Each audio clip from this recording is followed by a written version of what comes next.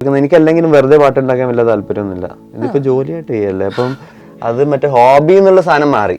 അതിപ്പോ ഒരു കരിയർ സാധനമായി മാറുമ്പോൾ നമ്മൾ ഒരിക്കലും മറ്റേ ഇത്തിരി ഫ്രീ ടൈം ഉണ്ട് ഒരു പാട്ട് ഉണ്ടാക്കാം എന്നുള്ളൊരു സാധനം ഒട്ടുമില്ല. ക്രേസി DMs ഒക്കെ വരാറുണ്ടോ? എനിക്ക് ഭയങ്കര ഇഷ്ടമാണ് താങ്കളെന്നൊക്കെ പറഞ്ഞിട്ട് വരാറുണ്ട്. ക്രേസി സ്റ്റോക്കിങ്സ് വരാറുണ്ടോ? അതായത് നമ്മൾ ബ്ലോക്ക് ചെയ്ത് കളയേണ്ട കേസസ് ഒക്കെ വരാറുണ്ട്. ഒരു പുള്ളി ഒന്നും കൂടെ പ്ലേ ചെയ്ത് രണ്ടാമത്തെ പാടുമ്പോൾ അതിൻ്റെ നെഞ്ചിങ്ങനെ ഇടിക്കുന്നുണ്ട്. മറ്റേ സാധനം ഇത് റിജക്റ്റ് ആയി പോകും എന്താണെന്നല്ല എനിക്കറിയാം. ഞാൻ ആദ്യമായിട്ടാണല്ലോ പുള്ളിക്ക് വേണ്ടിയിട്ട് ഒരു സാധനം ചെയ്യുന്നത്. അപ്പം അത് നമ്മൾ ആ സെയിം സാധനം തന്നെ അങ്ങനെ റീക്രിയേറ്റ് ചെയ്തിട്ടുണ്ടെങ്കിൽ ഇറ്റ്സ് എ മോശം തിങ്. ചിലപ്പോൾ പപ്പേൻ്റെ ടൈപ്പ് പാട്ടൊന്നും ആയിരിക്കില്ല ഞാൻ ചിലപ്പോൾ ഒരു പടത്തിന് ചെയ്യുന്നത്. പപ്പ ചോദിക്കും എന്ത് പാട്ടാടാ ഇതെന്നൊക്കെ ചോദിക്കും. മറ്റേ തെരുവിതു പ്രണയം തീമിന്നൽ തിളങ്ങി താട്ടുംകോട്ടും തിളങ്ങി നാടിനാകെ കാവലാകും വീരൻ മണ്ണിലിറങ്ങി.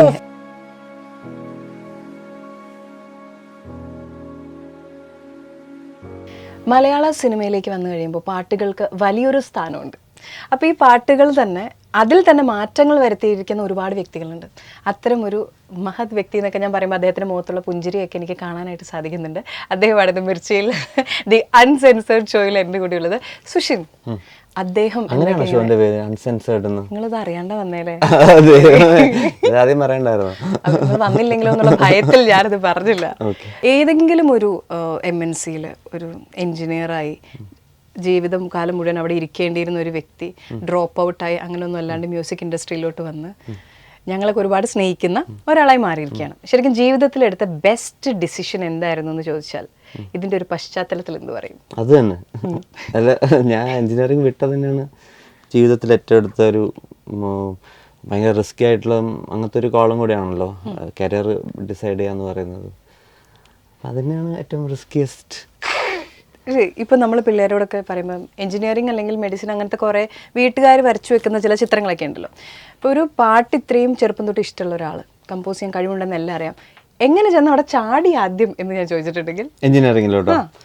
അത് എൻ്റെ ഫാദറിൻ്റെ സിസ്റ്ററിന് താല്പര്യം ഉണ്ടായിരുന്നു എന്നെ ഓസ്ട്രേലിയയിലോട്ട് കൊണ്ടുപോകണമെന്ന്. ഒന്നുമില്ല, ഫോർ ബെറ്റർ ഫ്യൂച്ചർ എന്നുള്ള ആ ഒരു ഐഡിയയിൽ എൻ്റെ അടുത്ത് അങ്ങോട്ട് എൻജിനീയറിംഗ് ചെയ്യാൻ പറഞ്ഞു. അപ്പോൾ എനിക്ക് എൻജിനീയറിങ്ങിനെ പറ്റി വലിയ ഐഡിയ ഇല്ല. പക്ഷേ കമ്പ്യൂട്ടർ ആയിട്ടുള്ളൊരു പരിപാടി കാരണം മാത്രം ഞാൻ എൻജിനീയറിംഗ് സെലക്ട് ചെയ്തത്. പക്ഷേ എനിക്ക് പറ്റിയ സാധനമില്ലെന്ന് മനസ്സിലായി. ക്വിക്കായിരുന്നു എല്ലാം ഡിസിഷൻസൊക്കെ. എത്ര നാളാ കോളേജിൽ സ്പെൻഡ്? 1.5 കൊല്ലം. 1 കൊല്ലം ഞാൻ പഠിച്ചു. അപ്പം 8 പേപ്പർ കിട്ടണം ഒരു കൊല്ലം ജയിക്കണമെങ്കിൽ. എനിക്ക് 7 കിട്ടിയുള്ളൂ. 7 കിട്ടിയെന്നാണോ? അല്ല, 7 പൊട്ടി. ക്ലിയർ ആയിട്ട് പറ. 7 പൊട്ടി. 8 മിനിമം വേണം. കുറെ പേപ്പർ ഉണ്ട് കേട്ടോ, 8 പേപ്പർ അല്ല, അത്ര മണ്ടനല്ല. അപ്പം 8 പോയതുകൊണ്ട് ഒരു 1 ഇയർ റിപ്പീറ്റ് ചെയ്തു. അങ്ങനെ ഞാൻ ജൂനിയേഴ്സിൻ്റെ കൂടെ നാണം കെട്ട് ഇരുന്ന് ഭയങ്കര ഹ്യൂമിലേഷനാണ്. കാരണം അവിടുത്തെ ഫാക്കൽറ്റീസൊക്കെ വന്നിട്ട് നീയൊന്നും ഇവിടെ ഇരിക്കേണ്ടവനല്ലടാ എന്ന് പറയും. അത് ഭയങ്കര പ്രചോദനം തന്നൊരു സാധനമായിരുന്നു. കാരണം പുള്ളി പറഞ്ഞ കറക്റ്റ്, ഞാൻ അവിടെ ഇരിക്കേണ്ട ആളല്ല. ഞാൻ ഡിസിഷൻ പെട്ടെന്ന് എടുത്ത്. അല്ലല്ല, നന്നായിക്കോടോ എന്നാണ് പുള്ളി ഉദ്ദേശിച്ചത്. പക്ഷെ എനിക്ക് കിട്ടിയ സാധനം ഇതായിരുന്നു. ഞാൻ ഇപ്പൊ തന്നെ ഇറങ്ങി. അപ്പൊ ഞാൻ ഈ കോളേജിൽ നിന്ന് ഡ്രോപ്പ് ഔട്ട് ആകുന്ന സമയത്ത് വീട്ടിൽ വിളിച്ചിട്ട് അപ്പോൾ അച്ഛമ്മേ ദാ നിങ്ങളുടെ പൊന്നുമകൻ മടങ്ങി എത്തുന്നു എന്ന് പറഞ്ഞപ്പോൾ എന്ത് പറഞ്ഞു? പപ്പ മ്യൂസിഷ്യനാണ്. അപ്പൊ പപ്പക്ക് എൻ്റെ ഈ പറഞ്ഞ ഒരു ഇഷ്യൂ അല്ല, പല പ്രശ്നങ്ങളും, ആൾക്കാർ ഡിപ്രഷനിലോട്ട് പോകും ഇങ്ങനെ എന്തെങ്കിലും അങ്ങനത്തെ. അപ്പം ഞാൻ എൻ്റെ പേടിയായി പപ്പക്ക്, ഞാൻ എന്താണ് എൻ്റെ മനസ്സിൽ എന്താ ഓടുന്നതെന്ന് അറിയില്ല. പപ്പ പെട്ടെന്ന് ബാക്ക് ചെയ്ത് വന്നെന്ന് പറഞ്ഞു. കാരണം ഞാൻ പപ്പൻ്റെ അടുത്ത് പറഞ്ഞതാണ്. അപ്പം രണ്ട് പ്രാവശ്യം ട്രൈ ചെയ്തു. അപ്പോൾ 2ാമത്തെ പ്രാവശ്യം എനിക്കത് പറ്റില്ല. 1ാമത്തെ പ്രാവശ്യം ട്രൈ ചെയ്തപ്പോൾ പപ്പ പറഞ്ഞു ട്രൈ അഗെയിൻ, ചിലപ്പോൾ പറ്റുമായിരിക്കും. അപ്പം കമ്പൽ ചെയ്തിട്ടൊന്നുമില്ല. ഞാൻ 2ാമത്തെ പ്രാവശ്യം സംഭവിച്ചപ്പോൾ ഞാൻ തിരിച്ച് വന്നു, പാക്ക് ചെയ്തോ സാധനം എടുത്തു എന്ന് പറഞ്ഞു. വന്നിട്ട് ഇരുന്ന് ആലോചിച്ചിട്ട് ചെയ്യാന്നുള്ളത്. ആൻറ്റി ഇത്തിരി പിസ്റ്റ് ഓഫ് ആയിരുന്നു.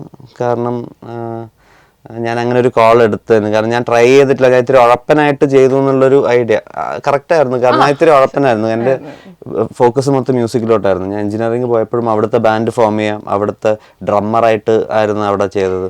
അപ്പം എൻ്റെ ഫോക്കസ്, ഞാൻ എക്സാമിൻ്റെ തലേന്ന് പോലും പോയിട്ട് ജാമിങ്ങിന് പോകും. അപ്പം എനിക്ക് എക്സാമൊന്നും ഒരു പുത്തരിയല്ല എന്നുള്ളൊരു എനിക്ക് തന്നെ മനസ്സിലായി. അത് എനിക്കൊരു വിലയില്ലേ സാധനത്തിൻ്റെ അടുത്തത്. അപ്പം അത് കറക്റ്റ് പറഞ്ഞപ്പോൾ എല്ലാവർക്കും മനസ്സിലായി. പാഷൻ ഫോളോ ചെയ്യണം എന്നുള്ളവരോട് എന്താണ് പറയാനുള്ളത്? പാഷൻ ഫോളോ ചെയ്യണം, ആ ചോദ്യം തന്നെയല്ലേ എൻ്റെ ഉത്തരം. പാഷൻ ഫോളോ ചെയ്യണം. പാഷൻ ഉണ്ടെങ്കിൽ ഉറപ്പായിട്ടും ഫോളോ ചെയ്യണം.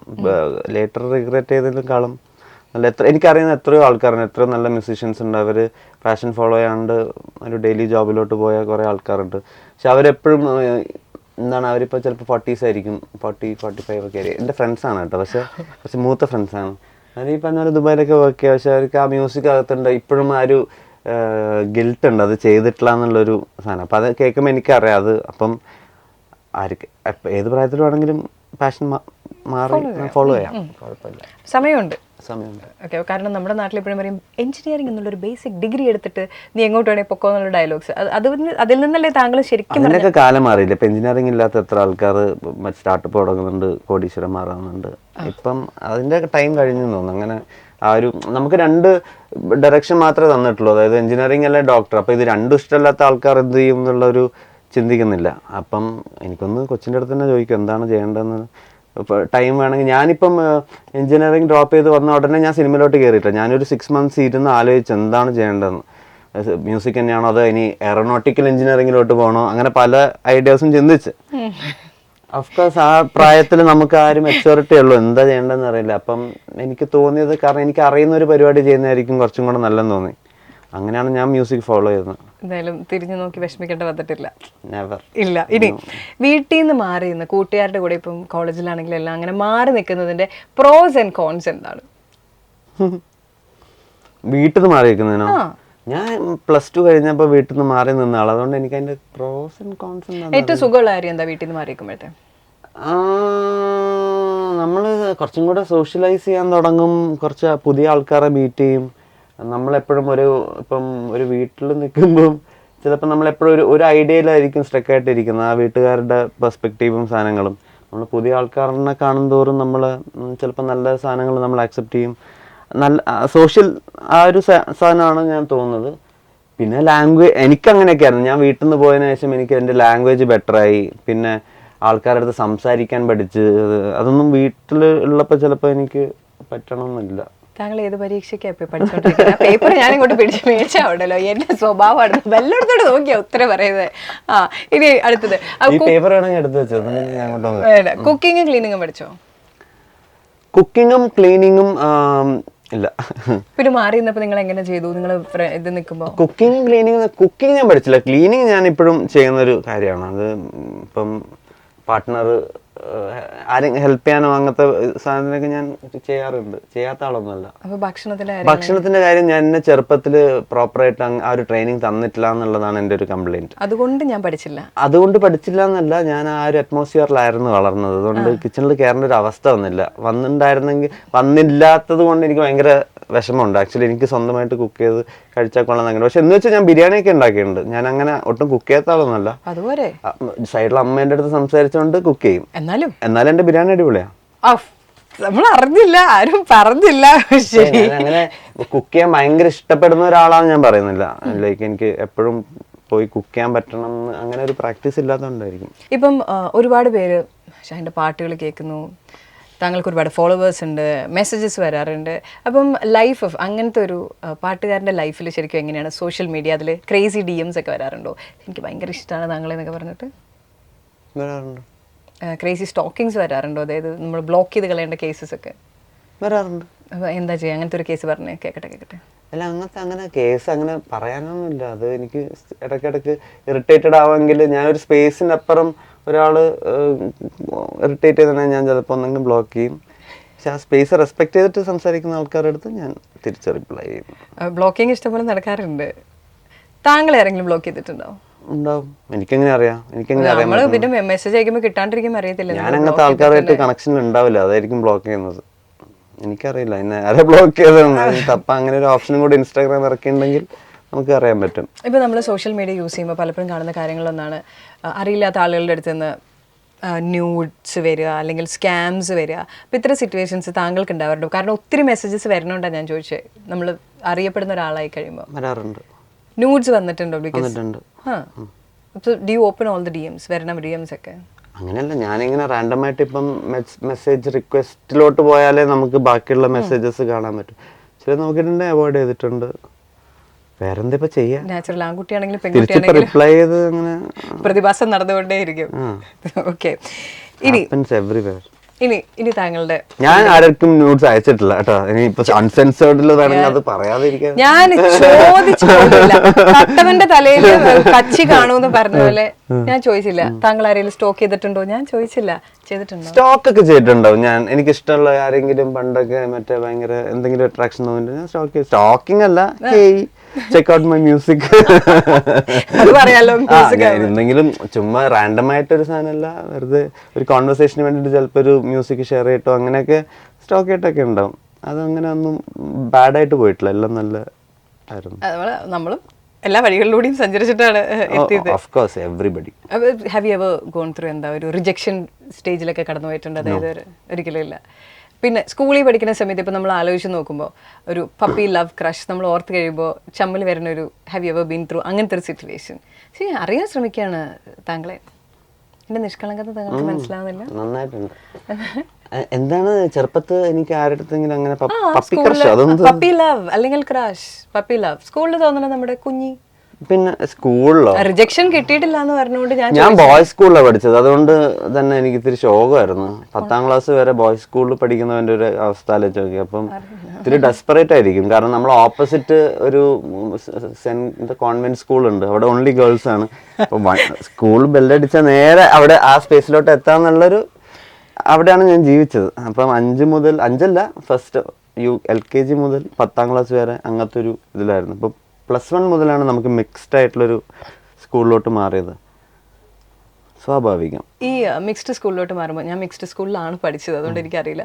പക്ഷേ ശരിക്കും ഭയങ്കര നിങ്ങൾക്കൊരു ഒരു വ്യത്യാസം തോന്നുന്നു? ഭയങ്കരമായിട്ടുള്ള ഒരു എക്സൈറ്റ്മെന്റ് ലെവലും അല്ലെങ്കിൽ ബുദ്ധിമുട്ടൊക്കെ വരുമോ പെട്ടെന്ന്? ആ എക്സൈറ്റ്മെന്റ് ഒക്കെ നേരത്തെ തോന്നിയിട്ടുണ്ടായിരുന്നെങ്കിൽ ഈ പറഞ്ഞ പോലെ +1 ഇത്ര ഇമ്മച്ചുവർ ആയിട്ട് ജീവിക്കില്ലായിരുന്നു. അതായത് ഇപ്പം +1 എത്തിയപ്പോൾ ആ ഒരു എക്സൈറ്റ്മെന്റ് വന്നു. അതായത് ആൾക്കാരുടെ അടുത്ത് ക്രഷ് തോന്നുന്നു, ക്ലാസ്സിലുള്ള ഒരു ആളെടുത്ത് ഇങ്ങനെ, അല്ലെങ്കിൽ ക്ലാസ്സിലില്ലെങ്കിൽ തൊട്ടപ്പുറത്തെ ക്ലാസ്സിൽ മിക്സ്ഡ് ആണല്ലോ.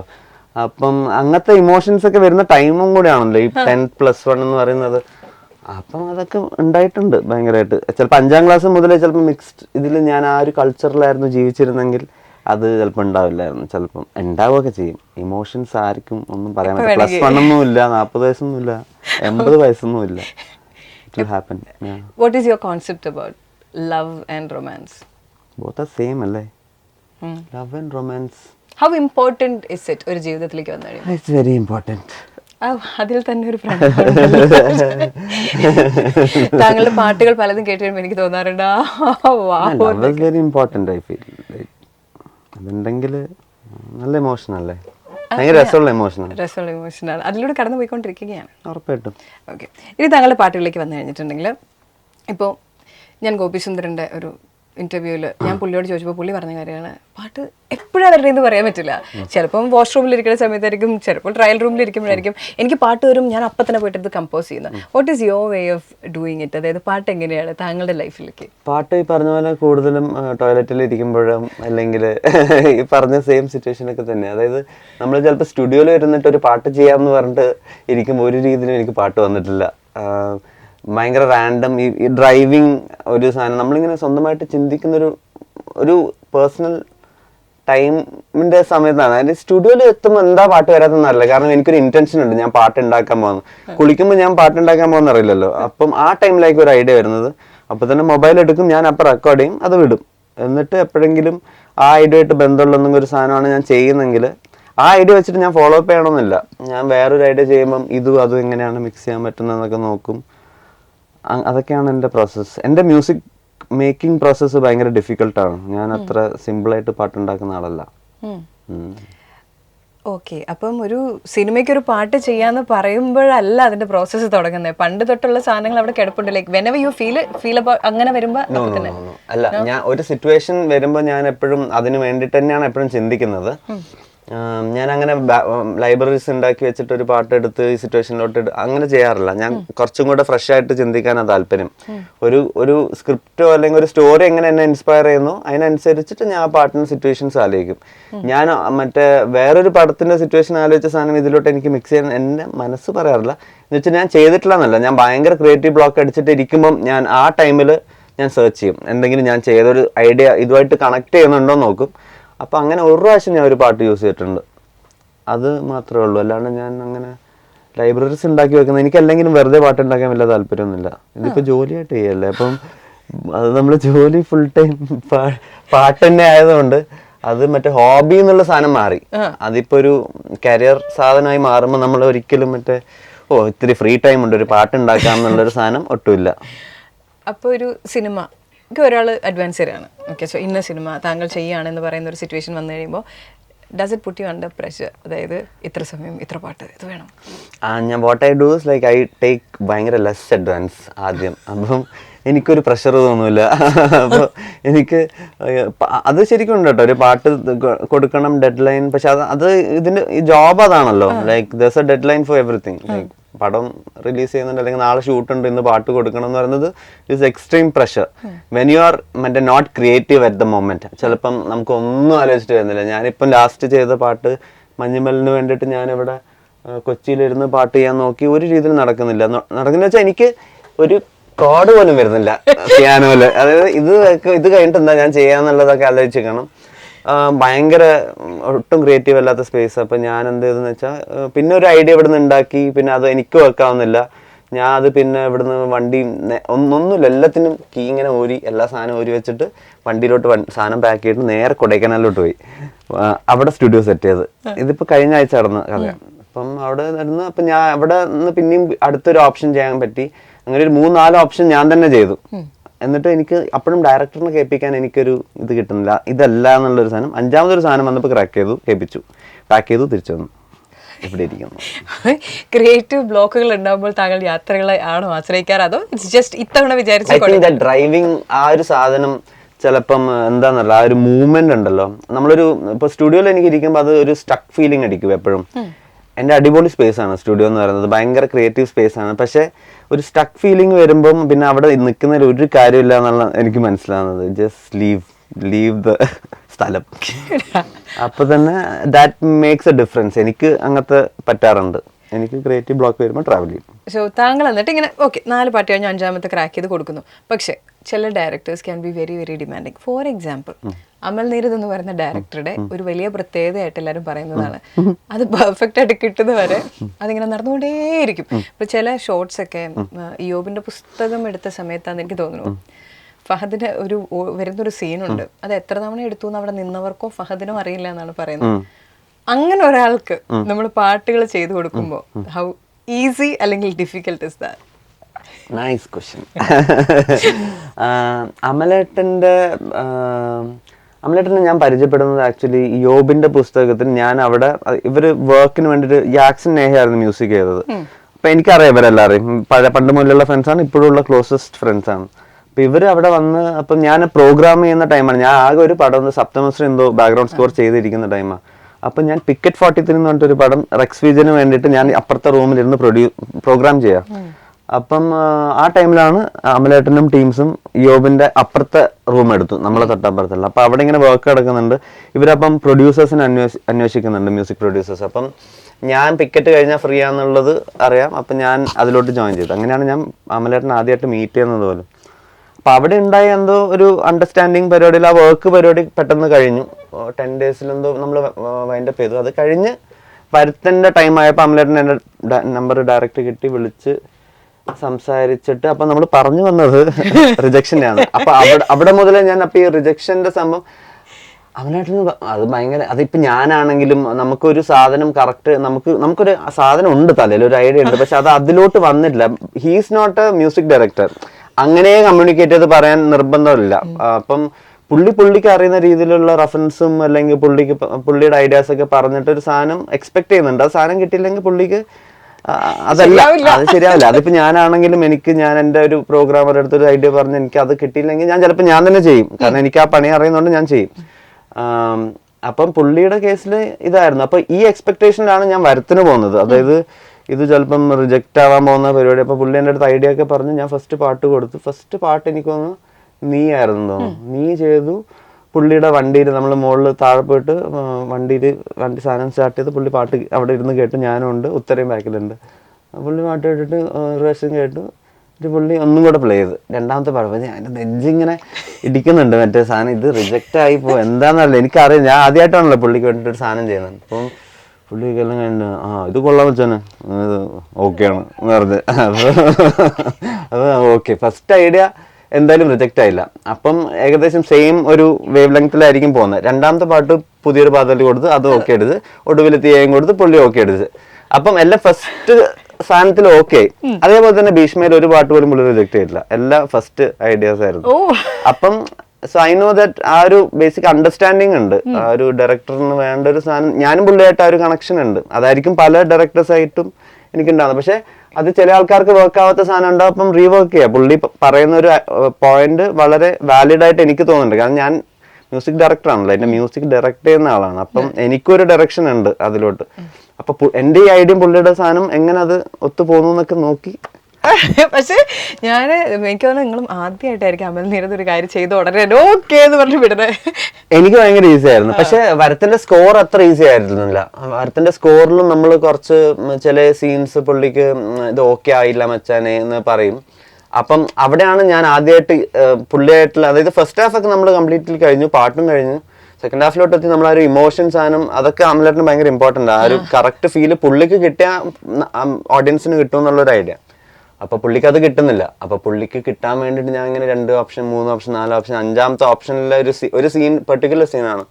5ാമത്തെ അടിച്ചപ്പോൾ പുള്ളി ഓക്കെ അടിച്ച്. അപ്പം അവിടെ ഇത് തീർന്നു. അപ്പൊ അങ്ങനത്തെ ക്രിയേറ്റീവ് സാധനങ്ങൾ ഡിഫറൻസസ് വരാറുണ്ട്. ഈ 5ാമത്തെ തവണ ആകുമ്പോഴത്തേനുമേ ഈ ഓരോ തവണ റിജക്ഷൻ എന്ന് പറയുന്ന പോലെ അല്ല, 2, 3, 4 ഈ 4 കഴിഞ്ഞ് ചെന്നിരുന്ന് കഴിയുമ്പോഴത്തേനും മനസ്സ് പടപട ഹൃദയത്തിന്റെ ഇടികളൊക്കെ ഉണ്ടോ? ഇതിന് ഞാൻ എന്ത് ചെയ്യും? ഉണ്ട്.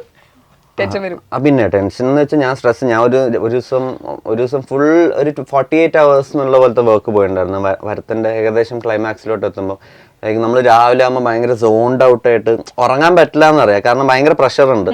കാരണം പടം മറ്റന്നാൾ എന്തോ റിലീസാണ്. അപ്പൊ അതിലും ലേറ്റ് ആയിട്ട് ഇപ്പം ആ സീൻ മറ്റന്നാളെന്നല്ല, എന്തോ സെൻസറിന് കൊടുക്കും, എന്തോ ഒരു സിറ്റുവേഷൻ ഉണ്ട്. അതിന് കറക്റ്റായിട്ട് ആ വെള്ളപ്പൊക്കം വന്നു അന്ന്, ഫ്ലഡ്. അത് പക്ഷെ ഞാൻ വർക്ക് തീർത്ത് കഴിഞ്ഞിട്ട് വെള്ളപ്പൊക്കം വന്നു എനിക്ക് നല്ല ദേഷ്യം വന്നു. അതായത് റിലീസ് മാറിയല്ലോ, നമ്മൾ ഇത്രയും ഇതിപ്പോ വെള്ളപ്പൊക്കം കുറച്ച് നേരത്തെ വന്നിട്ടുണ്ടായിരുന്നെങ്കിൽ ഈ സ്ട്രെസ് എടുക്കേണ്ടി വരില്ലായിരുന്നു. അപ്പൊ ഞാൻ പരിപാടി മൊത്തം തീർത്ത് പിന്നെ നമ്മൾ റീവിസിറ്റ് ചെയ്യാനുള്ള ടൈമൊക്കെ കിട്ടി. പടം ഒന്നും കൂടെ നമ്മൾ കുറച്ച് പാട്ടുകൾ കട്ട് ചെയ്തു അവിടെ ഇവിടെ, അങ്ങനെ കുറച്ച് ടൈം കിട്ടുന്നതോറും നമ്മൾ പല ഇംപ്രൈസേഷൻസ് ചെയ്യല്ലോ. എനിക്ക് താങ്കളോട് ഒരുപാട് ബഹുമാനമുണ്ട്. പക്ഷെ താങ്കൾ ഒറ്റയടിക്ക് കമൽ നീരദിനെ കൊണ്ട് യെസ് പറയിപ്പിച്ചത് കേട്ടപ്പോ കുറച്ചധികം ബഹുമാനം വന്നിരിക്കുന്നു. പിന്നെ തീർച്ചയായിട്ടും അതുപോലെ തന്നെ ഇപ്പം പർദീസ എന്ന് പറയുന്ന പാട്ട്, അത് എന്താ പറയുക, ഭയങ്കര ഹിറ്റാണ്. യുവാക്കളുടെ ഇടയിലും ആരുടെ ഇടയിലും ഭാസ്യത പാടുകയൊക്കെ ചെയ്ത് കഴിയുമ്പോൾ പർദീസ മനസ്സിലേക്ക് വരുമ്പോൾ ലൈക്ക് ഇൻസ്റ്റന്റിൽ വന്നൊരു പാട്ടാണോ അത്? രതിപുഷ്പമാണെങ്കിലും പർദീസ ആണെങ്കിലും ഒക്കെ ആ ഒരു ഇൻസ്റ്റന്റിൽ തന്നെ, അതും അത് പലതവണ റീവർക്ക് ചെയ്തൊരു പാട്ടാണോ? സുഷിൻ തന്നെ ചെയ്തൊരു പാട്ടാണോ? പലതവണ ചെയ്ത് നോക്കിയ പാട്ടാണോ? ഒറ്റ ഇതില് ഈ സാധനം വന്ന് പർദീസയുടെ ഐഡിയ ഇതേപോലെ തന്നെ ഒരു ഭയങ്കര ഫെസ്റ്റിവൽ ഡാൻസ് അങ്ങനത്തെ ഒരു ഐഡിയ ആയിരുന്നു പറഞ്ഞത്.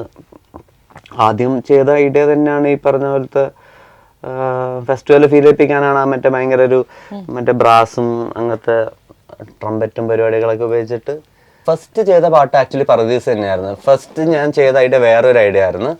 അത് ഞാൻ ആ ഐഡിയ ചെയ്തിട്ട് ഞാൻ അവിടെ കീപ്പ് ചെയ്ത്, എന്നിട്ട് ഞാൻ സെക്കൻഡ് ഐഡിയ പർദീസയുടെ ഐഡിയ ചെയ്ത് കഴിഞ്ഞിട്ട് ഞാൻ ആദ്യം പക്ഷെ കേൾപ്പിച്ചത് അമലേട്ടനെ ചുമ്മാ അതിൻ്റെ ഭയങ്കര റഫായിട്ടുള്ളൊരു സാധനം, പല്ലവി മാത്രം, വേറെ സെക്കൻഡ് ഹാഫ് ഒന്നുമില്ല പാട്ടിൻ്റെ, ജസ്റ്റ് പല്ലവി ആ സാധനം വെച്ചിട്ട് ഒരു ബേസിക് ഐഡിയ അയച്ചു കൊടുത്തു. അപ്പോൾ പുള്ളി ഷൂട്ടിൽ അവിടുന്ന് കേട്ടിട്ട് പുള്ളിക്ക് ഇഷ്ടപ്പെട്ടിട്ട് പുള്ളി ഇപ്പം ഞാൻ പോയി വൈകുന്നേരം പുള്ളിനെ മീറ്റ് ചെയ്യാൻ പോയി, ഇത് എന്താണ് ഓക്കെ ആണോ ഐഡിയ എന്ന് അറിയാൻ വേണ്ടിയിട്ട്. എന്നിട്ട് ഞാൻ ആദ്യം ചെയ്ത ഓപ്ഷനും കൂടെ ഒന്ന് വെറുതെ കേൾപ്പിച്ചിരുന്നു. പുള്ളി പറഞ്ഞാൽ ഇത് കൊള്ളില്ല, നമുക്ക് മറ്റേതന്നെ പർദീസ മതി എന്ന് പറഞ്ഞു. ഞാൻ പക്ഷെ പറഞ്ഞത് മറ്റേതാണ് കുറച്ചും കൂടെ കമേഴ്ഷ്യൽ എന്നൊക്കെ പറഞ്ഞിട്ട് കേൾപ്പിച്ചെടുത്തേ, മറ്റേ ഫസ്റ്റ് ഓപ്ഷൻ. പുള്ളി പറഞ്ഞു ഇത് നമുക്ക് ഇങ്ങനെ ഇരിക്കുമ്പോഴേ ലാസ്റ്റ് ഓപ്ഷൻ എടുത്തു. അങ്ങനെ വരണ കുഞ്ഞു ഓപ്ഷൻസിനെ നമ്മൾ എന്ത് ചെയ്യും? ലൈക്ക് അതവിടെ കീപ്പ് ചെയ്യും, ഞാൻ അത് വിടും. പിന്നെ അതിലോട്ടുള്ളൊരു യാത്രകളില്ല. അത് ഞാൻ ഇതിനു വേണ്ടിയിട്ട് വെച്ചൊരു ഐഡിയ ആണ്. ഞാൻ നേരത്തെ പറഞ്ഞ സാധനം എങ്ങാനും എപ്പോഴെങ്കിലും എനിക്ക് അങ്ങനെ അത് കണക്ട് ആയിട്ടുണ്ടെങ്കിൽ മാത്രം. പക്ഷെ ഞാൻ ആ ഫോൾഡേഴ്സ് പോലും ഞാൻ കീപ്പ് ചെയ്യാറില്ല. ഞാനത് മറ്റേ ബാക്കപ്പ് എന്ന് പറഞ്ഞിട്ട് ഇതിലോട്ട് കയറ്റി വെക്കും. ഞാൻ പുതിയ ഹാർഡ് ഡിസ്ക് ആണ് പിന്നെ വർക്ക് ചെയ്യുന്നത്. എല്ലാം ക്ലീൻ ആയിരിക്കും. മറ്റേ 2023 എന്നാണ് എൻ്റെ ഫോൾഡർ. അപ്പൊ അതിനകത്ത് ഇങ്ങനെ ഓരോ പടത്തിന്റെ പേര്, ബാക്കി മറഡോണയും കുമ്പളങ്ങി നൈറ്റ്സ് ഒക്കെ ഇപ്പോഴും ചാമ്പേട്ടൻ ചോദിക്കുന്നുണ്ട് അതിന്റെ സ്കോറിന് വേണ്ടിട്ട്. അത് എവിടെയുള്ളതെന്ന് പോലും എനിക്കറിയില്ല അതിന്റെ ഔട്ട് എടുക്കാൻ. വിശ്വസിക്കാൻ പറ്റില്ല, സ്വന്തം മക്കളെ പോലെ വേണ്ടി അവരെയൊക്കെ നോക്കാനായിട്ട്. ഇല്ല, once it is done it's done. പ്രസവിച്ച് കഴിഞ്ഞ് വളർന്നോട്ടെ, അതെ, അത് തന്റെ വളർന്നു. ഉത്തരവാദിത്തം. പിന്നെ ഇനി കുമ്പളങ്ങി നൈറ്റ്സ് ഇപ്പൊ പറഞ്ഞുകൊണ്ടാണ് കേട്ടോ ഞാൻ കേട്ടിട്ടുണ്ട്, ഒരമ്മയ്ക്ക് എല്ലാ മക്കളും ഒരുപോലെയാന്നൊക്കെ പറയുമെങ്കിലും ചില പിള്ളേരോട് നമുക്ക് പ്രത്യേകമായിട്ടുള്ള ഇഷ്ടം വരും, അത് അവരുടെ ഒരു പെർഫോമൻസ് ഒക്കെ വെച്ചിട്ടൊക്കെ. അതുപോലെ കുമ്പളങ്ങി നൈറ്റ്സിനോട് താങ്കൾക്ക് മനസ്സിലൊരു കൂടുതൽ അടുപ്പമുണ്ടെന്ന് താങ്കളുടെ ചില സുഹൃത്തുക്കളൊക്കെ പറഞ്ഞു കേട്ട സത്യമാണോ? ഏത് സുഹൃത്തുക്കൾ ഇത് കഴിഞ്ഞേ പറയുള്ളൂ, ഇതൊക്കെ എങ്ങനെ എല്ലാം തുറന്നു പറയാം? അൺസെൻസേർഡ് അല്ലേ, അപ്പൊ പിന്നെ അൺസെൻസേർഡ് ആയതുകൊണ്ട് ഞാൻ പറയില്ല, നിങ്ങളാണ് അൺസെൻസേർഡ് പറയാ. കുമ്പളങ്ങിന്റെ ആര് ചോദിച്ചാലും ഞാൻ പറയാം എന്റെ ഫേവറേറ്റ് വർക്ക് ആണെന്നുള്ളത്. കാരണം എനിക്ക് അതിൻ്റെ അകത്ത് എന്തൊക്കെയോ കൂടുതൽ എക്സ്പ്ലോർ ചെയ്യാൻ പറ്റിയ ഒരു സ്പേസ് കിട്ടിയ ഒരു സാധനം. എനിക്ക് അതിൻ്റെ അകത്തൊരു ലാംഗ്വേജ് ബാരിയർ ഇല്ലായിരുന്നു, എന്ത് ജോണർ വേണമെങ്കിൽ ട്രൈ ചെയ്യാം. പിന്നെ പുതിയ ക്രൂ ആണ്, മധുവേട്ടൻ എനിക്ക് പണ്ട് മുതലേ അറിയാം. മധുവേട്ടൻ എന്നെ വിശ്വസിച്ചിട്ടൊരു പരിപാടിയൊക്കെ വിളിക്കാന്നൊക്കെ പറഞ്ഞപ്പോൾ അതിൻ്റെ ഒരു എക്സൈറ്റ്മെൻറ്റ് ശ്യാമേട്ടനുണ്ട്. നല്ല ഒരു മൊത്തത്തിൽ അതിൻ്റെ ഒരു ക്രൂവും അതിൻ്റെ ആക്ടേഴ്സും മൊത്തത്തിൽ ഭയങ്കര കുളിർമ തരുന്ന ഒരു ടൈപ്പ് പ്രൊജക്റ്റായിരുന്നു അത്. ഭയങ്കര ബ്രീസിങ് അങ്ങനത്തെ ഒരു സാധനം. പിന്നെ അതിൻ്റെ തൊട്ട് മുമ്പ് തന്നെ ഞാൻ ട്രാവൽ ചെയ്തുകൊണ്ട് ഞാൻ ഈ പടത്തിന് വേണ്ടിയിട്ട് ഭയങ്കര പ്രിപ്പയർഡ് ആയിരുന്നു, അത് എങ്ങനെ പിടിക്കാന്നുള്ളൊരു ഐഡിയ ഒക്കെ ആയിട്ടാണ് ഞാൻ വരുന്നത്. അപ്പം പിന്നെ എനിക്കൊന്ന് ആ ടൈമത്തെ സ്റ്റേറ്റ് ഓഫ് മൈൻഡും ഭയങ്കര നല്ലതായതുകൊണ്ടായിരിക്കും അത് ചിലപ്പം ഭയങ്കര അടിപൊളിയായിട്ട് വർക്ക് ചെയ്യാൻ പറ്റിയത്. ഇപ്പോൾ കുമ്പളങ്ങി നൈറ്റ്സ് പോലൊരു സിനിമ എടുക്കുന്ന സമയത്ത്, അല്ലെങ്കിൽ ഇൻ ജനറൽ ഒരു സിനിമ എടുക്കുമ്പോൾ, അതിപ്പം അമലേട്ടൻ്റെ ഒരു സിനിമ, ഇപ്പോൾ ഈ ഒരു കുമ്പളങ്ങി നൈറ്റ്സ് ആണെങ്കിൽ അവരൊരു കഥ മാത്രം പറയുള്ളൂ, അതോ സുഷിൻ ചെന്നിട്ട് ഇവരല്ലേ മീറ്റ് ചെയ്യുക, ഇതിൻ്റെ മുഴുവൻ സിറ്റുവേഷൻസ് അറിയുക, കംപ്ലീറ്റ് ഇതെല്ലാം അറിഞ്ഞിട്ട് ക്രൂവിനെ മീറ്റ് ചെയ്ത് അവരുമായിട്ട് ടൈം സ്പെൻഡ് ചെയ്ത് അങ്ങനെയാണോ ഇതിൻ്റെ മ്യൂസിക്കിലോട്ട് കിടക്കുക, അതോ യു ആർ എൻ ഇൻഡിപെൻഡൻറ്റ്? കുമ്പളങ്ങിൽ അങ്ങനെ ചെയ്തിട്ടുണ്ട്. കുമ്പളങ്ങിൽ അങ്ങനെ ചെയ്യേണ്ടി വരും തോന്നി, കാരണം ആ മൊത്തം അതിൻ്റെ ഒരു ലൊക്കേഷൻ, ആ കുമ്പളങ്ങി എന്ന് പറയുന്ന സ്ഥലം ഒന്ന് എക്സ്പ്ലോർ ചെയ്യാം. പിന്നെ മൊത്തം ഇത് വെള്ളത്തിലാണല്ലോ, അപ്പം അതിന് വേണ്ടിയിട്ട് ഞാൻ ആ സ്ഥലം എക്സ്പ്ലോർ ചെയ്തിട്ടുണ്ട്, ആ വെള്ളത്തിൽ കൂടെ പോയിട്ടുണ്ട്, അതൊക്കെ ചെയ്തിട്ടുണ്ട്. പക്ഷെ ആ സ്ഥലത്ത് നിന്ന് എന്തെടുത്തു എന്ന് എനിക്കറിയില്ല, അതൊരു ഇൻസ്പിറേഷൻ മാത്രമാണ്, ഒരു point two start the work. അപ്പം അവിടുന്ന് വന്ന ഉടനെ വന്ന് വീട്ടിലെത്തുമ്പോൾ തന്നെ ക്രിയേറ്റ് ആയ ഒരു സാധനമാണ് ചിരാതുകളുടെ ഒരു ഐഡിയ. അപ്പം അത് ഞാൻ നേരത്തെ പറഞ്ഞ പോലെ എനിക്ക് എന്തെങ്കിലും ഒരു സ്ഥലമായിട്ട് ഇത് കണക്ട് ചെയ്യുമ്പം ചിലപ്പോൾ എന്തെങ്കിലും ഒരു പുഷ് കിട്ടും, ഒരു സാധനം സ്റ്റാർട്ട് ചെയ്യാൻ, ഒരു ഐഡിയ സ്റ്റാർട്ട് ചെയ്യാൻ. അത് അപ്പം തന്നെ റെക്കോർഡ് ചെയ്തുകൊണ്ട് ഞാനത് ക്രിയേറ്റ് ചെയ്തു. അപ്പം ഏതൊരു സിനിമയിലോട്ട് ചെന്നാലും ഇപ്പം പുള്ളി ഫ്രീഡം തന്നു, ഇഷ്ടമുള്ള പോലെ ചെയ്യാമെന്ന് പറഞ്ഞല്ലോ, അപ്പം ഫ്രീഡം ഇല്ലാത്ത പരിപാടിയിൽ ഞാൻ വർക്ക് ചെയ്യില്ല. നമ്മളതിലോട്ടങ്ങ് വരുമായിരുന്നു. പിന്നെ ടോട്ടൽ ഫ്രീഡം ചോദിക്കും, എൻ്റെ ഇഷ്ടം ഞാനത് കൊണ്ടുതരണവരെ, പ്രോഡക്റ്റ് തരണവരെ ഇടപെടരുത്, അല്ലെങ്കിൽ അത് ആർട്ട് എന്ന് പറയുന്നത് ഫ്രീഡം ഇല്ലെങ്കിൽ പിന്നെ ആർട്ട് എങ്ങനെയാണ് അത് ആർട്ടാവുന്നത്? മ്യൂസിക് ആണെങ്കിലും എന്ത് ക്രിയേഷൻ ആണെങ്കിലും നമ്മളൊരു സാധനം ബ്ലോക്ക് ചെയ്ത് വെച്ചിട്ടുണ്ടെങ്കിൽ ഒരിക്കലും അത് നമ്മുടെ ഫുൾ പൊട്ടൻഷ്യൽ കൊണ്ടുവരാൻ പറ്റില്ല. അപ്പം ഫ്രീഡം എന്ന് പറയുന്ന ഒരു ചോദ്യം പോലും ഇല്ല ഈ ഒരു വർക്കിൽ. Like nobody is talking about it. I don't ask for freedom. I'll do whatever I feel like doing. Like അതാണല്ലോ എൻ്റെ പണി. ഇനി ഇപ്പൊ മ്യൂസിക്കിലേക്ക് വരുമ്പോൾ ഒത്തിരി ഇൻസ്പിറേഷൻസും കോപ്പിയും മറ്റേ ഡയറക്ടറിന്റെ പോയിന്റ് ഓഫ് വ്യൂ, ഡയറക്ടറിന്റെ ഫുള്ളി ഐഡിയ എനിക്ക് വേണം കേട്ടോ. അല്ലാണ്ട് ഞാൻ എൻ്റെ ഇഷ്ടത്തിന് വർക്ക് ചെയ്യുമെന്നല്ല. പുള്ളി തരുന്ന ഒരു നെറേഷന് അനുസരിച്ചിട്ട് എൻ്റെ അകത്തുനിന്ന് വരുന്ന മ്യൂസിക് എന്താണോ അത് ഞാൻ ചെയ്യും, അത് വിത്ത് ഫ്രീഡം ഓഫ് കോഴ്സ്. അല്ല, ഡെഫിനറ്റ്ലി അതിപ്പോൾ കഥ പറയാണ്ടും ഇതറിയാണ്ട് തുടങ്ങാൻ പറ്റില്ലല്ലോ. ഇനി ഇപ്പം മ്യൂസിക് എന്ന് പറയുന്ന ഒരു ഫീൽഡിലേക്ക് വന്നു കഴിയുമ്പോൾ ഒരുപാട് ഇൻസ്പിറേഷൻസ് നടക്കുന്നൊരു സ്ഥലമാണ്, കോപ്പിങ് നടക്കുന്നൊരു സ്ഥലമാണ്. ഗോപി സുന്ദറിന് ഇന്റർവ്യൂ ചെയ്തപ്പോൾ ഞാൻ അദ്ദേഹത്തോട് ചോദിച്ചു, താങ്കളെ കോപ്പി സുന്ദർ എന്ന ആളുകൾ വിളിക്കുന്നുണ്ടല്ലോ എന്ന് ഞാൻ അദ്ദേഹത്തോട് ചോദിച്ചിട്ടുണ്ട് നേരെ. പുള്ളി അത് ചിരിച്ചു, പിന്നെ മറുപടി പറഞ്ഞ് ഇൻസ്പിറേഷൻസ് വരാറുണ്ട്, ചെയ്യാറുണ്ടെന്നൊക്കെ. അപ്പോൾ ഈ ശരിക്കും ഈ ഒരു അതിർത്തി എവിടെ നിർത്താൻ പറ്റും? ഇപ്പോൾ കാന്താര എന്ന് പറയുന്ന സിനിമ വന്ന സമയത്ത് അതിനെക്കുറിച്ച് ഒരുപാട് ചർച്ചകൾ വന്നതാണ്. ഇൻസ്പിറേഷൻ, കോപ്പിയിങ്, ഒറിജിനൽ മ്യൂസിക്, ഇതിനൊക്കെ ശരിക്കും അത് ഈ കെട്ടുപിണഞ്ഞ് കിടക്കുകയാണെന്ന് തോന്നാറുണ്ടോ? ഉണ്ട്. അത് നമ്മുടെ എനിക്കൊന്ന് ഈ ഏത് ഇൻഡസ്ട്രീൻ്റെ ആണെന്ന് എനിക്കറിയില്ല, പക്ഷെ നമ്മൾ കൂടുതലും വെസ്റ്റെന്നോ അല്ലെങ്കിൽ ഒരു ഹോളിവുഡ് സാധനത്തിലോട്ട് ഇൻസ്പിറേഷൻ പോകാൻ കാരണം നമ്മളവിടെ എത്തിയിട്ടില്ല. അപ്പോൾ we are looking for something bigger. അതായത് ഇപ്പോൾ ഒരു ഡയറക്ടർ ഒരു പടം എഡിറ്റ് ചെയ്യുമ്പം ഹി വാണ്ട് സംതിങ് ആ സീനിൽ കാണാൻ. അപ്പം അവരെന്തായാലും ഒരു റെഫറൻസ് ഇടുക എന്ന് പറയുന്നതും, ഇപ്പം പർദീസയ്ക്കും എല്ലാ ട്രാക്കിനും റെഫറൻസ് ഉണ്ട്. ചില പടങ്ങൾക്ക് റെഫറൻസ് ഉണ്ട്, കുമ്പളങ്ങിക്കൊന്നും റെഫറൻസ് ഉണ്ടായിട്ടില്ല. അപ്പം ഈ ഡയറക്ടർ ഒരു ഐഡിയ നമ്മളുമായിട്ട് കമ്മ്യൂണിക്കേറ്റ് ചെയ്യുന്നത് ചിലപ്പോൾ അങ്ങനെ ആയിരിക്കും. എനിക്ക് ഇങ്ങനത്തെ ഒരു ഹൈ എനർജി, ഇങ്ങനത്തെ ഒരു ടൈപ്പ് പരിപാടിയാണ് ഞാൻ നോക്കുന്നത്. It's about how you take it. Like you want copy that thing, അങ്ങനെ എൻറ്റയർലി കോപ്പി, ഓർ മറ്റേ സ്വന്തമായിട്ട് അതിൻ്റെ അകത്ത് ഇൻസ്പിറേഷൻ എടുക്കാം. Like you can take the energy from that, you can even take the progression, like എന്താണ് അതിൻ്റെ അത് codes എന്താണ്, അതിൻ്റെ മൂഡ് എന്താണെന്നൊക്കെ നമുക്ക് വേണമെങ്കിൽ എടുക്കാം. അതൊന്നും മറ്റും കോപ്പിറൈറ്റഡ് ഒന്നും അല്ല. Like you can take anything. ഈ മെലഡി കോപ്പി അടിക്കുന്നതും ഇതും is A different thing, like taking the same thing. അപ്പം ഞാനും അങ്ങനത്തെ കുറേ സിറ്റുവേഷനിലോട്ട് പോയിട്ടുണ്ട്. ലൈക്ക് മറ്റേ നമ്മളൊരു പുതിയ സാധനം ചെയ്യുമ്പം അത് അത്ര റെഫറൻസിൻ്റെ അത്ര വന്നിട്ടില്ല എന്നുള്ളൊരു. So what you can do is like give something better than the reference. അപ്പം ചിലപ്പം അത് ഓക്കെ ആവുമായിരിക്കും. അവിടെ ഒരു ഇടിപിടി ഉണ്ടല്ലോ അതിൻ്റെ അകത്ത്, റെഫറൻസിൻ്റെ മുകളിലുള്ളൊരു അതെല്ലായിടത്തും ഉള്ളൊരു സിറ്റുവേഷനാണ്. പക്ഷേ it's better, I prefer not having any reference വരുമ്പോഴാണ് നമ്മൾ അങ്ങനത്തെ ഒരു സാധനത്തിലോട്ട് പോകുന്നത്. ഇപ്പം വരുത്തനാണെങ്കിലും ഒരു റെഫറൻസ് തന്നത്. സോ ദർ ആർ ലൈക്ക്, ഞാൻ വരുത്തം വർക്ക് ചെയ്യുന്ന ടൈമിൽ വി വർ ലൈക്ക് 3 പേരുണ്ടായിരുന്നു. ഞാനും എൻ്റെ 2 കൂടെ വർക്ക് ചെയ്യുന്ന 2 പേരുണ്ടായിരുന്നു. So you can keep count ആരാണ് എന്താണ് ചെയ്യുന്നത്. Like what reference did he get, you don't know. അപ്പൊ പുള്ളി ചിലപ്പോൾ അത് കേട്ടിട്ട് പുള്ളി ആ സെയിം സാധനം തന്നെ അടിച്ചു വെച്ചാൽ I don't know that he created or മറ്റേ ഇത് ഇപ്പൊ റെഫറൻസ് ആയിരുന്നു. So you don't have time also. നമുക്ക് മറ്റന്നാളെ റിലീസ് എന്ന് പറയുമ്പോൾ നമുക്ക് പോയിട്ട് ഈ പാട്ട് കേട്ടിട്ട് അത് ഷസാമിലുണ്ടോ, ഇത് ആരെങ്കിലും ചെയ്ത സാധനമാണോ നമുക്ക് റീചെക്ക് ചെയ്യാൻ പറ്റില്ല. ഞാൻ ഒറ്റക്കാണെങ്കിൽ I know, like I am in control. ഈ സാധനം മൊത്തം എനിക്കറിയാം എന്തൊക്കെയാണ് ഉള്ളത് എന്നുള്ള സാധനം. അപ്പൊ അങ്ങനത്തെ സിറ്റുവേഷൻസ് സംഭവിക്കാറുണ്ട്. ഇത് ഞാൻ പണ്ട് ചെന്നൈയിൽ വർക്ക് ചെയ്യുമ്പോഴും സംഭവിച്ചുകൊണ്ടിരുന്ന കാര്യമാണ്. Like some producers will just copy the same thing. അപ്പം അത് എല്ലാം നമ്മുടെ പേരിലോട്ട് വരുമ്പം പണിയാവും അല്ലേ. അതിനുശേഷം പിന്നെ ആൾക്കാർ കോപ്പി അടിച്ചു എന്ന് പറയുമ്പോൾ ഭയങ്കര മോശമല്ലേ? മോശമാണ് ഉറപ്പായിട്ടും. അത് നമ്മൾ ആ സെയിം സാധനം തന്നെ അങ്ങനെ റീക്രിയേറ്റ് ചെയ്തിട്ടുണ്ടെങ്കിൽ ഇറ്റ്സ് എ മോശം തിങ്. നവരസയുടെ ഒക്കെ വന്നപ്പോൾ നിങ്ങൾ അത് മുഴുവൻ കേട്ടിട്ടില്ലായിരുന്നോ? കാന്താരയുടെ സാധനം I don't know, like I know it's very similar സാധനം, സെയിം രാഗം എല്ലാം. ഇറ്റ്സ് വെരി ഓബ്വിയസ് അതായിരുന്നു റെഫറൻസ്. അത് അതിൽ ഒരു ഡൗട്ടും ഇല്ല. ലൈക്ക് തൈക്കൂടത്തിന്റെ പാട്ടാണ് റെഫറൻസ്. പക്ഷെ എനിക്ക് ആ പടത്തിന്റെ കൂടെ കണ്ടപ്പം എനിക്ക് ആ ട്രാക്കും ഇഷ്ടപ്പെട്ടു. ലൈക്ക് ദാറ്റ് കാന്താരന്റെ കൂടെ ഉണ്ടായ ട്രാക്ക് കേട്ടപ്പം ദാറ്റ് ഇപ്പൊ ആ ട്രാക്ക് ഇല്ലായിരുന്നെങ്കിൽ ദാറ്റ് വുഡ് ഹാവ് ബീൻ വേറൊരു സാധനമായിരുന്നു. എനിക്ക് ആ ട്രാക്ക് ആയതുകൊണ്ട് ഞാൻ ഭയങ്കരമായിട്ട് കണക്ട് ആയി. പക്ഷെ മറ്റേ ലീഗൽ സൈഡ് ഇസ് ഡിഫറെന്റ്. മറ്റേ കോപ്പിറൈറ്റ് ഇഷ്യൂ അതെന്താന്ന് എനിക്കറിയില്ല. അത് ചിലപ്പോൾ ഇഷ്യൂ ആയിരിക്കും. അത് അവരങ്ങോട്ടും ഇങ്ങോട്ടും. പക്ഷെ ആസ് എൻ ഓഡിയൻസ് ഞാൻ എൻജോയ്ഡ്. എനിക്ക് ആദ്യത്തെ ആ സീനിൽ അത് റീകണക്ട് ചെയ്തതും ആ സ്കോറാണ് എന്നെ ഇമോഷണലി, ഞാൻ കരഞ്ഞുപോയി ആ ഒരു സീൻ കണ്ടപ്പം. അപ്പൊ എനിക്ക് ഭയങ്കര കണക്ട് ചെയ്ത ആ മ്യൂസിക് ആയിരുന്നു. അപ്പൊ അത് ഭയങ്കര രസമായിട്ട് തോന്നി.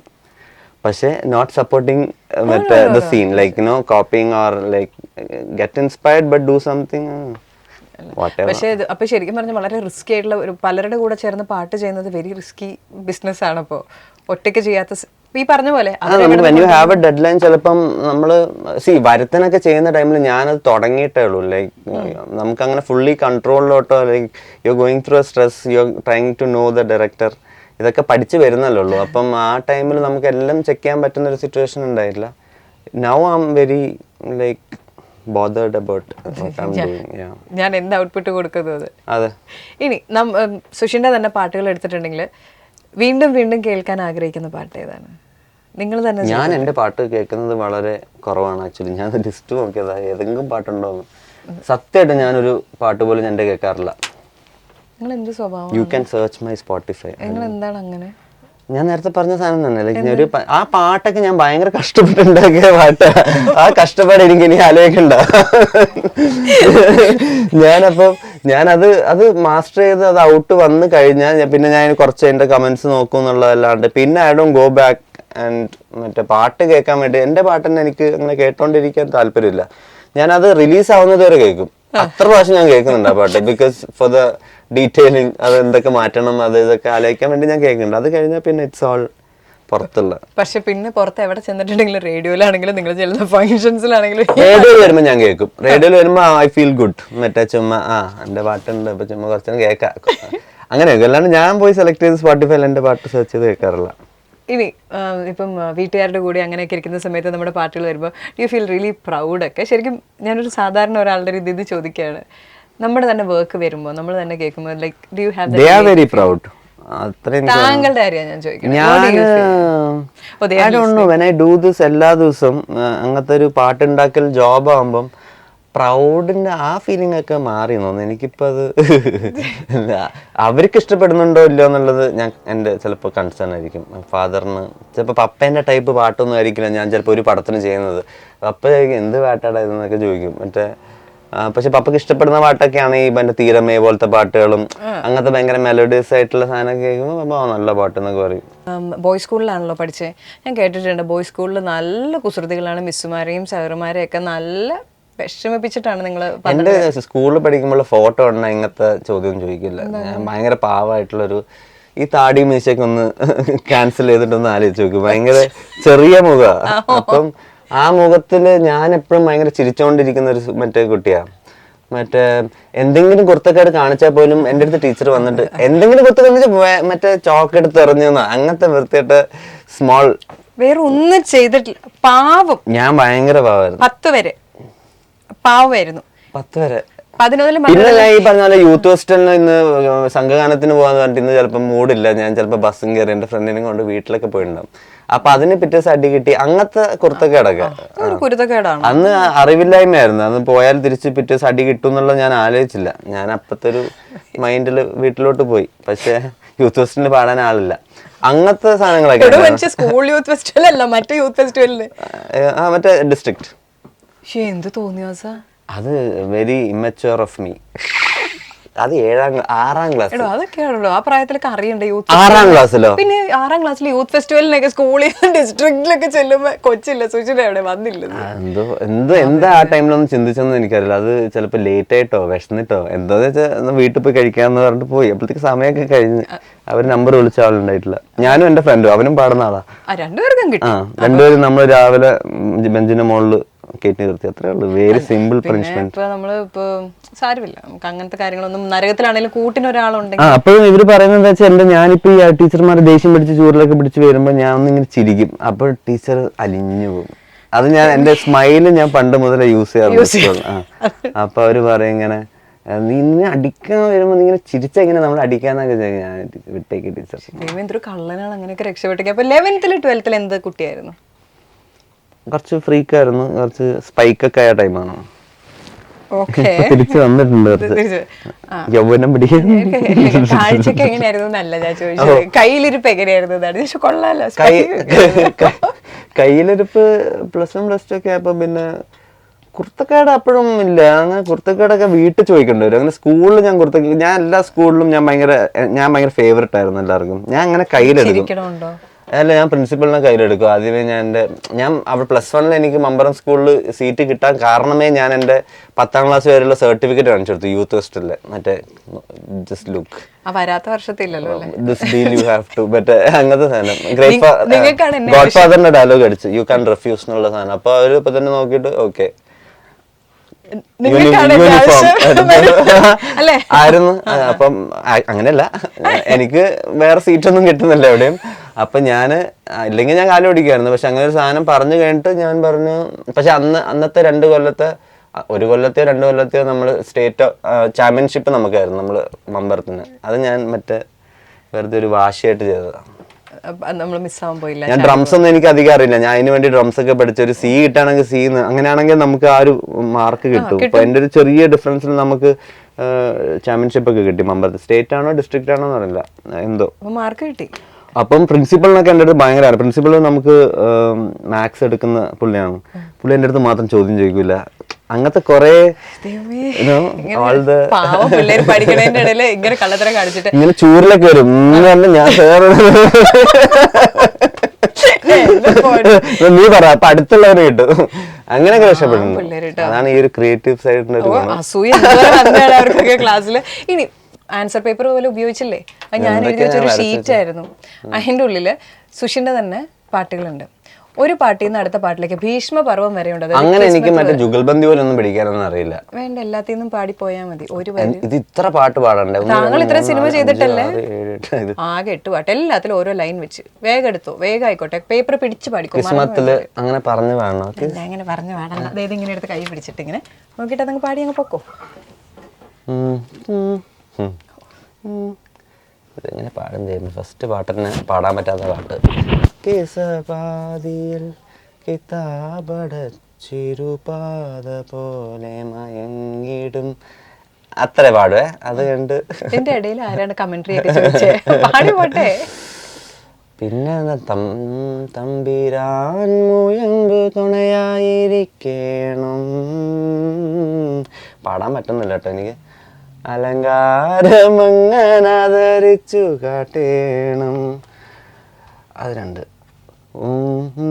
ഒടുവിലെ തീയായി ആളും നാൾ വരെ, ഒടുവിലെ നോവായി നാളും ഞാൻ വരെ. അടുത്ത എഴുതാ കഥ പോലിത് ജീവിതം, വെറുതെ അലിയാൻ അതിലിനി ആഴമായി ആദ്രമായി നിഴന. അത് എന്നെങ്ങനെ തീരമേ തീരമേ നീറുമല കടലാഴമേ ദൂരമേ ഹൃദയദീപിലുദിച്ച ശോണരൂപനൻ സൂര്യനെ. അതൊന്നും പകലിരവുകളാൽ ഇരുകുതിരകളാൽ അലഞ്ഞ തെരുവിതു പ്രണയം തെരുവിതു പ്രണയം. തീമിന്നൽ തിളങ്ങി നാട്ടുംകോട്ടും തിളങ്ങി നാടിനാകെ കാവലാകും വീരൻ മണ്ണിലിറങ്ങി. അത് പിന്നെന്തായിരുന്നു? പിന്നെ ഈ വാനിൻ തീരങ്ങൾ. എനിക്കത് പാടാൻ പറ്റുന്നില്ല. ഈ വാനിൻ തീരങ്ങൾ തെളിയുന്നു, കാണാത്ത ലോകം നാം അണയുന്നു, ആഴങ്ങൾ തീരാതി കടൽ പോലെ കഥകൾ നീളുന്നു, ഇവിടെ ആരും പറയുകയില്ല. എന്ത് ഒരു ഉത്തരം അറിയത്തില്ല, ഒന്നും അറിയില്ല. അത്രേ ഉള്ളൂ. That's it. Thank you. Okay. അപ്പൊ thank you so much for being a part of the uncensored show. എന്തെങ്കിലും തിരിച്ച് നമ്മൾ മിർച്ചിയുടെ അടുത്ത് നമ്മുടെ അടുത്ത് എന്തെങ്കിലും ചോദിക്കാനുണ്ടോ? നല്ല ചോദ്യങ്ങളായിരുന്നു. എനിക്ക് ഭയങ്കര ഇഷ്ടപ്പെട്ട്. ഭയങ്കര അൺസെൻസേർഡ് ആയിട്ടുള്ള വളരെ actually I like the interview. Like very straight ചോദ്യങ്ങൾ. വെറുതെ വളച്ചിട്ട് എന്തിനും നമ്മുടെ രണ്ടുകൂട്ടരുടെ അല്ല, ഞാൻ സത്യമായിട്ട് പറയുന്നത് നിങ്ങൾക്ക് മനസ്സിലാവുന്നില്ലേ? ശരിക്കും I like it. It's really nice.